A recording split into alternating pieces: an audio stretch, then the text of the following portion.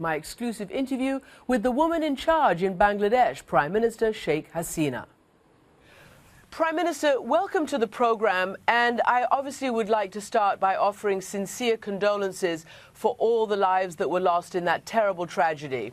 And it's a very sad story, really. It's so painful. It's very unbearable. Prime Minister, I hear your pain, and yet I also hear you say, and you've said, that 90% of these factories in Bangladesh are not up to scratch. There are only 18 inspectors for more than 100,000 factories and these kinds of buildings.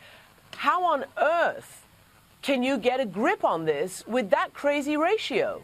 Before this incident, we adopted the labor law. Already our cabinet passed the labor law. This law will go to the parliament and we will pass this labor law. And also the labor policy. For the first time, Bangladesh adopted this labor policy. So we are very much concerned about it, and we have already taken all these steps. But, you know, in anywhere in the world, any accident can take place. You cannot, you know, predict anything. Even in many developed countries, we can see recently there was a, you know, accident in a fertilizer industry in Texas.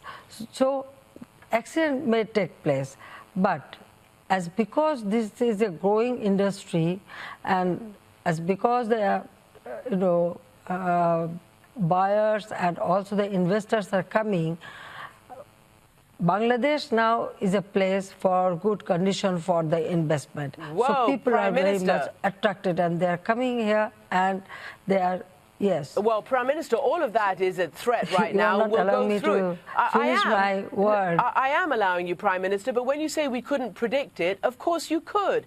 This factory was shown on television the very night before. There were huge cracks in the walls. The owner said, oh no, this is just about the plaster. And the very next day, the factory collapsed. So it could have been predicted. Who does the blame fall on then? Yes, you are very correct. From local administration and the industrial police, they stopped working in this building and they removed all the labor from the building in the previous night.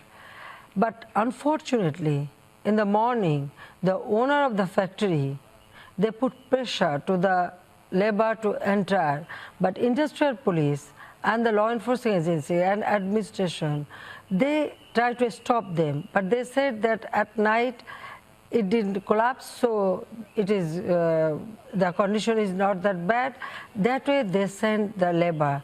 But even then, the industrial police, time and again, they told them that the labor should not work in this condition, but that moment the accident took place. So it is not true that the government hasn't taken any steps.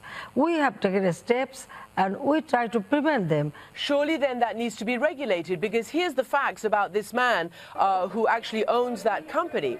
First of all, he was a top member of the ruling AWAMI party, which is your party. He was the head of the youth league of that. No, it is not true. Well, that is what we're told. He was a youth, the No, leader it is not of true. The youth wing. You're saying it's not true?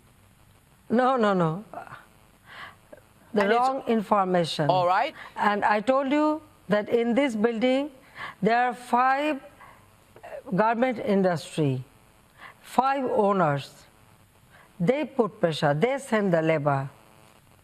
Okay. It is not that only the owner of the building. We arrested him.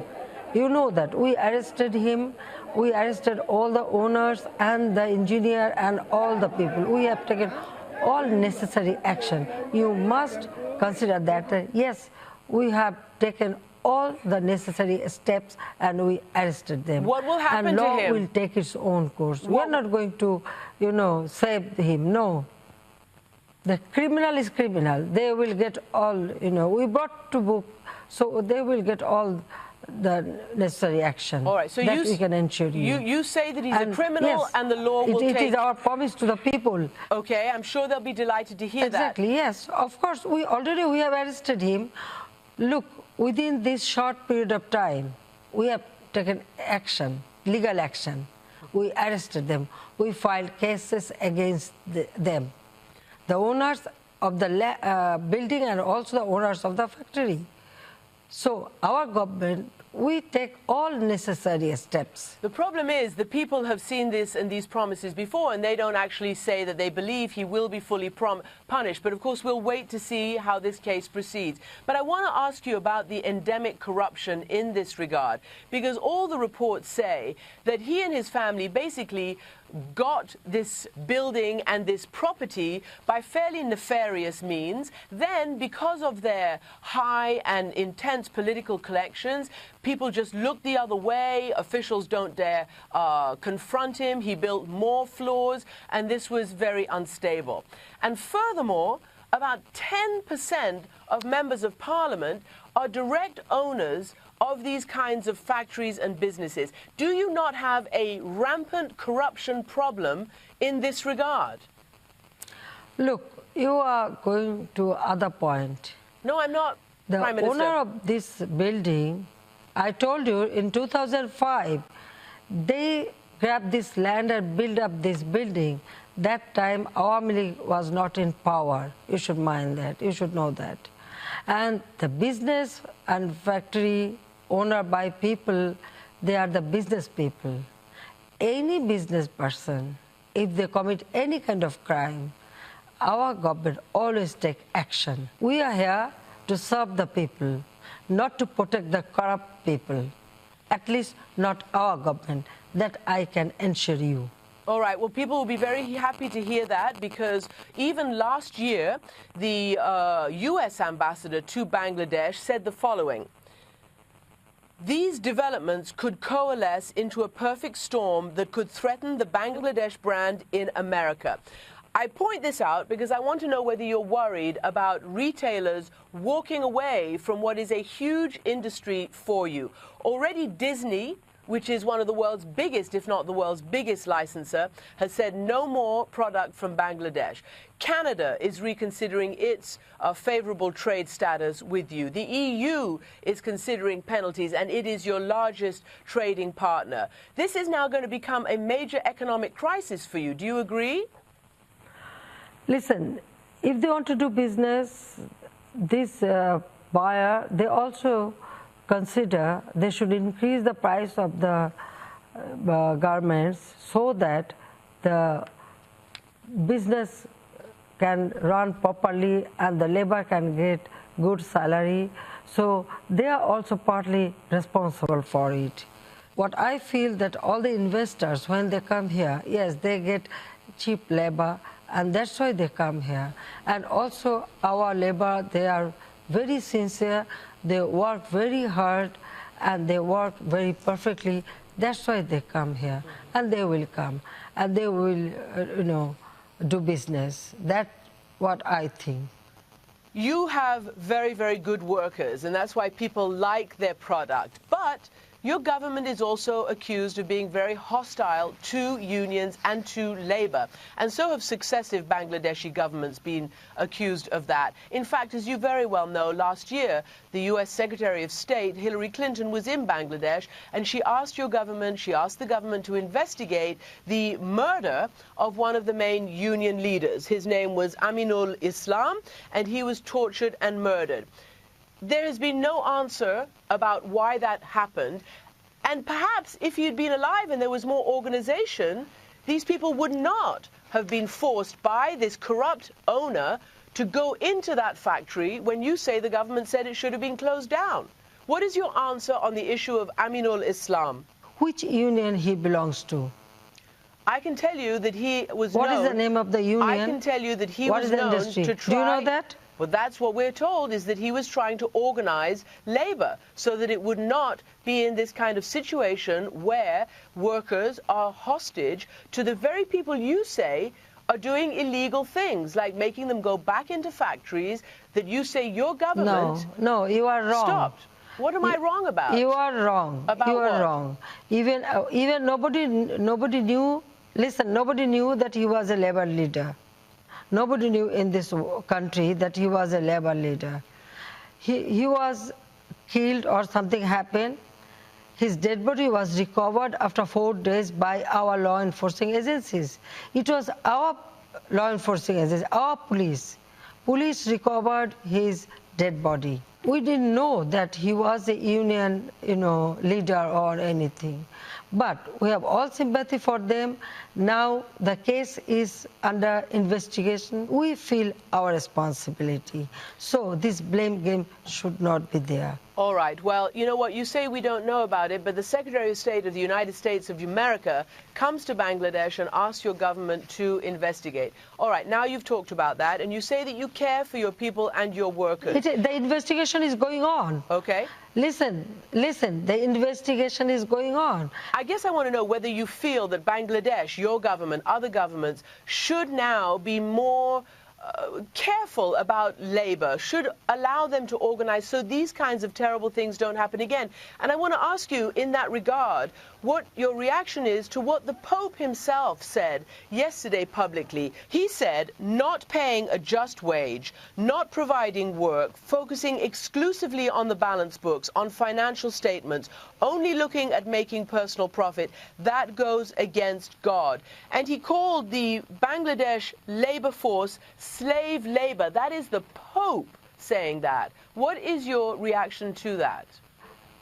On behalf of our labor, I myself sometimes bargain with the owner so that our labor can get good salary and good condition. And from our government, we have already passed one project to build up dormitories and hostels for our labor. We ensure their health care and other facilities. So in our country, yes, it's a poor country, people come to work, but our government, I can't say about other government, but I can tell you about my government. We are always in favor of labor, and their better condition should be ensured, and we always consider that. Prime Minister, there does seem to be a tremendous lack of transparency. And I say this because CNN has not been allowed to come into Bangladesh to report all of this. And frankly, to see all the things that you're saying, it would be good if we were allowed to do that. And nor are other international news organizations either. I'm sorry, CNN was not allowed to come to Bangladesh? No, and I would ask you right now, please, to change that. What did you say? I did say that. CNN is not allowed to come to cover this story. I'm sorry. No, ma'am. What did you say? I said CNN and other international organizations have not been allowed to come to Bangladesh as journalists to cover this story. They have put very draconian conditions on... No, which is not true. It is true. No. Yes, it is true. No, Bangladesh is a free country. We would hope that. Listen, in our country, we have private television. What? No, tell me one thing. If it is prevented, then why I am talking to you? No, because I'm not there, I'm not Prime supposed Minister. to talk to you. Prime Minister, I'm not there. If we prevent you, if we prevent CNN, then why I am talking to you? Beats then, me. okay, you stop it, you don't publish it. If you mean that we didn't allow CNN to come to Bangladesh, then you should not publish my interview. Well, I'll tell you what, our CNN authorities and our journalists have been told that they must sign waivers, sign papers, and I'll read you what they've been told. Visa officials say they have the right to review, confiscate, any country, if you material. No, that's not true. Any country, if you enter... No, it is not. No, I don't know about it. But yes, of course, there are some rules, regulations. No. Each and every country, they have this rules, regulation, and everybody should follow that. We lost our people, and I do politics for these people, this labor. So each and every life is very precious to me, and I personally feel sorry for them that who lost their nearest and dearest one. And they are my responsibility. So I have to look after them, and we are doing it. Prime Minister, thank you very much for joining me. Thank you very much.